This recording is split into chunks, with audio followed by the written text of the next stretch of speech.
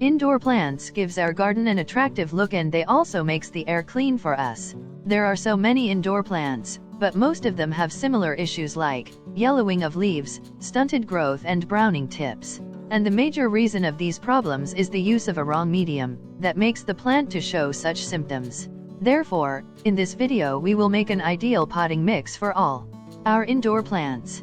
So keep watching and don't forget to subscribe to our channel.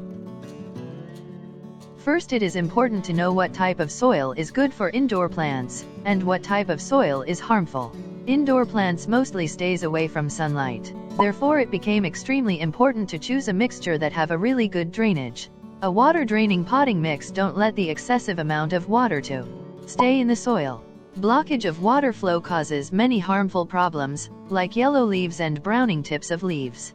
Such plants don't grow so much well and hardly survives. The water must drains properly, it keeps many diseases away. For the faster growth of roots, the potting mix must be loose and soft. A loose and soft mix makes an ideal environment for the further growth of roots. It is okay if your potting mix is not very soft, but minimum if shouldn't be compact and hard. You can use cocopeat and some sand in it to make it loose. Another important thing is nutrition. Your potting mix for indoor plants must have a good nutrients content. Indoor plants mostly likes nitrogen in rich soil and with lots of other microelements. Indoor plants potting mix also be water retaining. If it drains water so much faster, the roots remains thirsty, that is not good. You have to make a balance in the drainage and moisture retention. Now let's know how to make such type of potting mix. I am using 4 ingredients, all of them can be bought from description box links. You can check out that. Cocopeat for making the soil softer and water retention good. Sand for a good drainage of water. And their ratios are adjusted accordingly, so the drainage and retention make a balance. I have also made an article on making this mixture. You can check out that from the description box link. For nutrition, nothing works better than cow dung compost. It contains nitrogen and other helpful minerals also. I am also adding garden plain soil, because it contains many microelements and hundreds of helpful microbes for the root growth of indoor plants.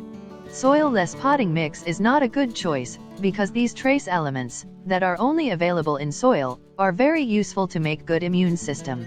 To protect your plants from any chance of pests attack, you can sun-dry the soil, because it contains pests and insects sometimes. Spread it in the sun for 1 to 2 days, then use.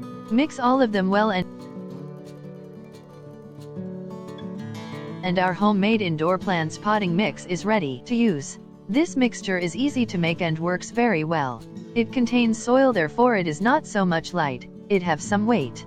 This mixture can be used as indoor plants soil, but a commercial made potting mix is much perfect for indoor plants. If you can afford such a potting mix, you can buy that from the description box link. Hope this video helps you. For any question, leave a comment below. And don't forget to subscribe to our channel.